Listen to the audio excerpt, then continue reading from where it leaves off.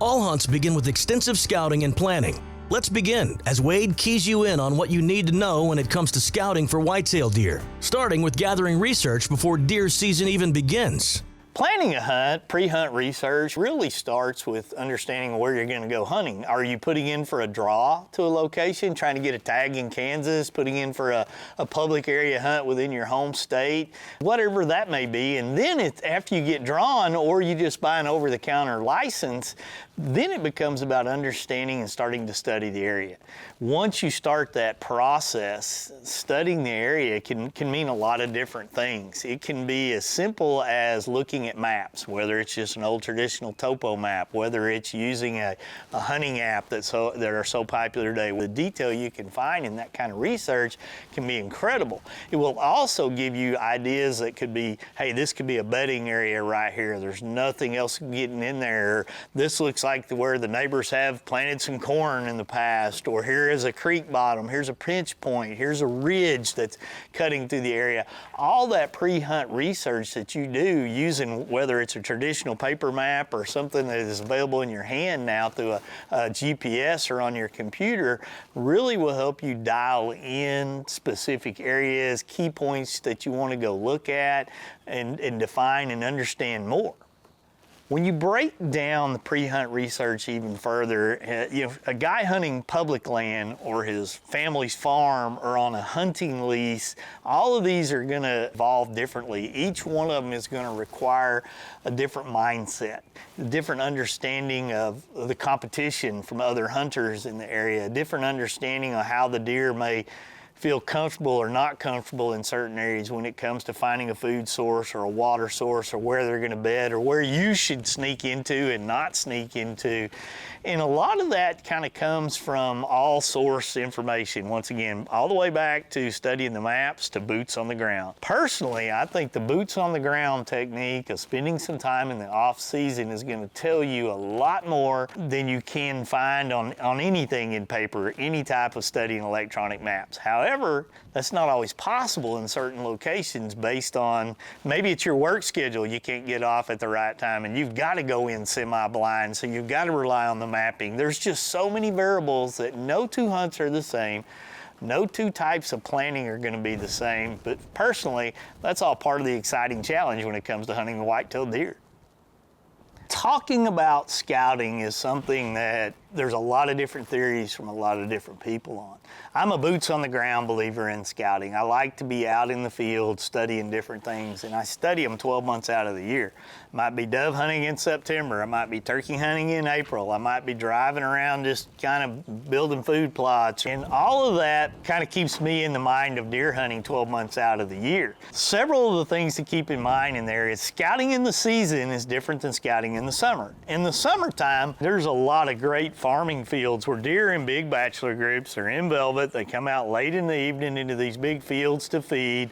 Guys will set off in the distance with, big spotting scopes and glass them. I mean, one of the best deer I've ever shot in Kentucky, my good friend George Cummings had been watching this deer come out of a big thicket, come out of a bedding area, work its way down into an area. This is a big old buck in velvet, crossed a lot of soybeans, got him into bow range right at last light, and I was able to knock him down. They had been scouting the deer in that field and the patterns that they were taking and the paths that they were moving on for a month in the summer. That's a great way to do it. Conversely, once the season gets going and you start thinking about where the deer are bedding and where they're going, you got to kind of adapt your strategies a little bit. There are other hunters now that are probably aware of the deer that you're hunting, and you want to put yourself in a situation or in a mindset that I believe that deer is bedding right here. I don't want to go in there.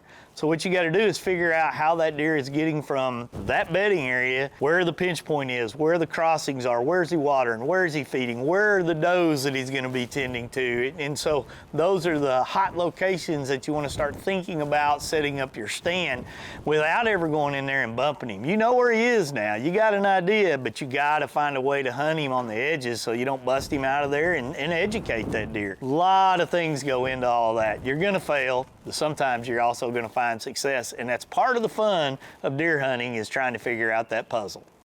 When we return, we'll show you how to scout whitetail once the season is underway. What I'm trying to figure out, I know that deer's bedding here. Now, how do I get to that deer so that he's coming out to where I'm gonna be?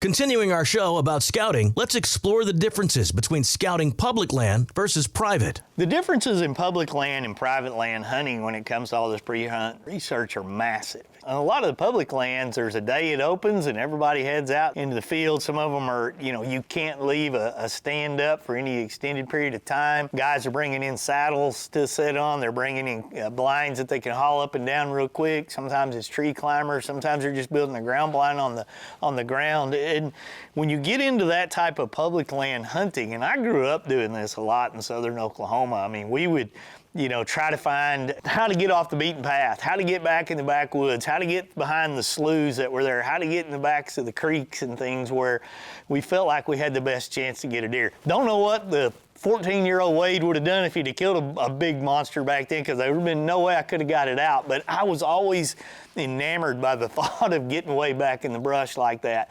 Now, flipping to the private land aspect, you've got a chance to manage your property and distinctly let some deer get a little older. You've got a chance to build food sources on those. You got a chance to create feeding programs. You got a chance to create habitat to hold those deer, to give you a better chance at them. Each one of those types of hunting styles are uniquely different and fun to go do, but they require a different set of plans, a different set of strategies, and a different set of even goals a lot of times. When it comes to the public land hunter and the private land hunter, it's awesome that everybody wants to go hunting. And so when you get a chance to go hunt, your goals and your dreams and your expectations have to match some of that. Hey, some of the biggest deer I've ever seen in my life, I was duck hunting and they were swimming in sloughs or coming down to water while we were down there duck hunting, all on public land.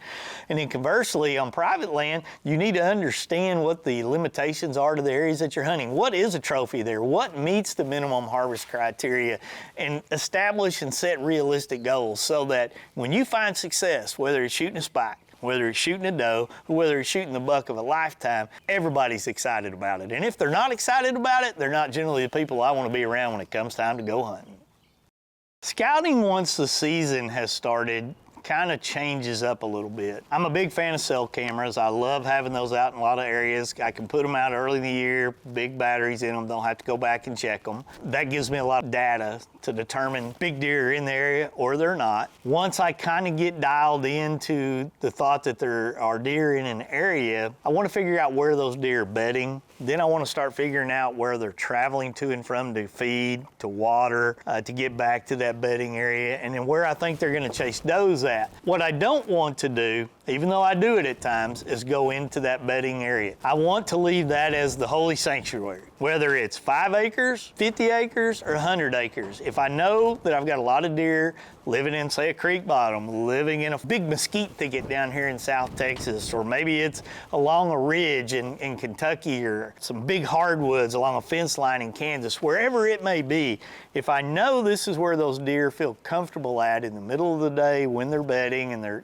resting up, I want to avoid going in there if at all possibly can. And if I do go into those areas, I want to go in there in a manner that is kind of consistent with what those deer are used to. Are they used to a farmer or a rancher driving that fence line? Are they used to somebody coming in and taking care of the cattle a certain way?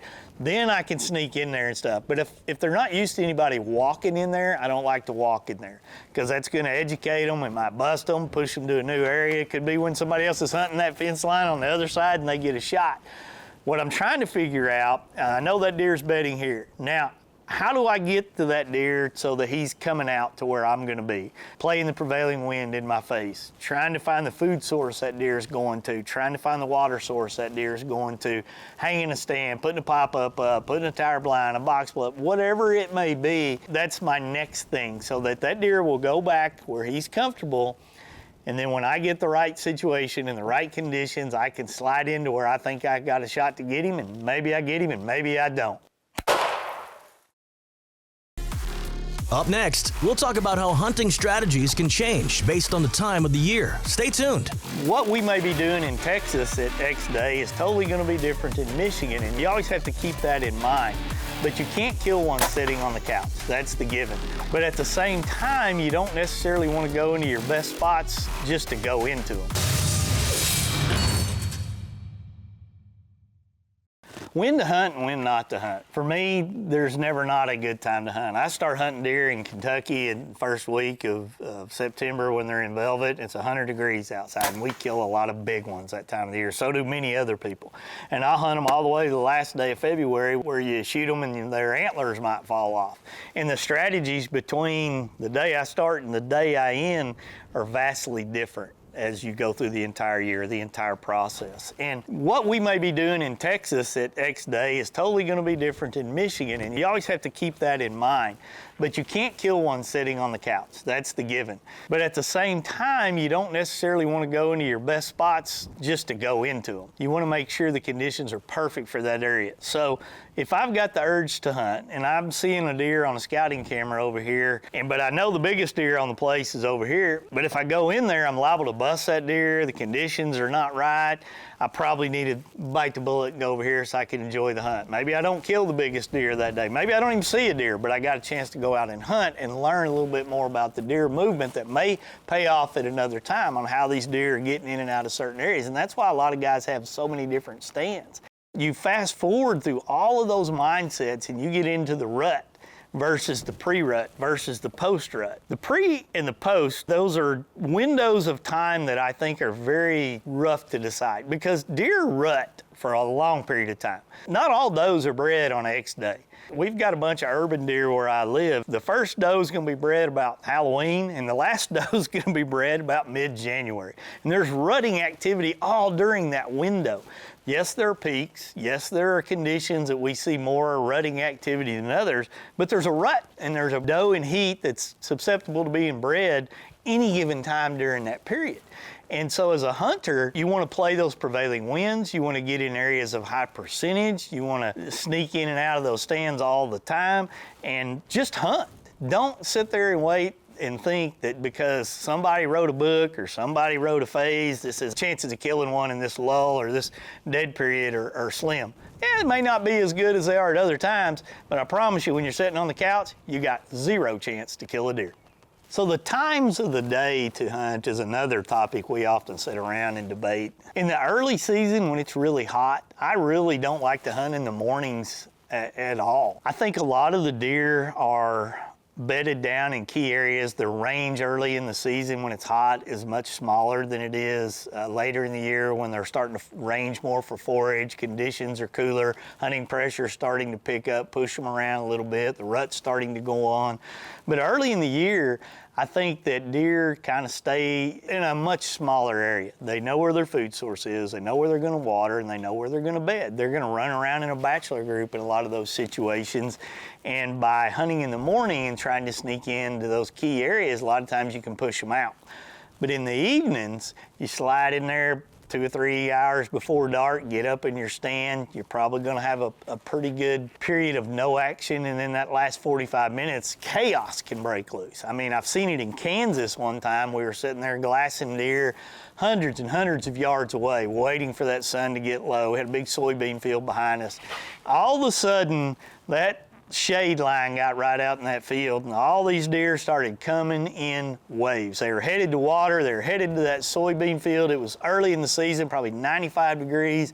Big bucks, little bucks. We were muzzleloader hunting, and we had a big one stopped just perfect, sitting under a tree, and it all paid out for an evening hunt.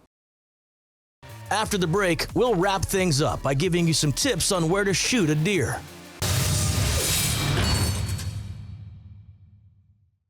Where to shoot a deer. There are so many variables and so many answers to this question, and I've gotten this question a lot over my career. And the thoughts that I probably shared 20 years ago versus the thoughts that I have now are vastly different because I believe, number one, I've learned I don't know near as much as I think I did, and I'm always learning. I have tracked so many deer over my lifetime now that I'm shocked at what I really think happened when we look at where a deer was hit. And it doesn't matter whether it's a high-powered rifle, a crossbow, a compound bow, a handgun, a muzzle loader, all the way down to air guns. I've seen them shot with so many different legal means and methods that where to aim to hit a deer really is something based on the moment, based on your competency, and based on what you're hunting shooting with. I've gotten Facebook messages and comments where we've posted a guy shooting his very first deer, and a guy thinking, why would you wait that long to take that shot? You should have shot him here, here, and here. This is a first-time hunter. This is a guy who's never shot a deer.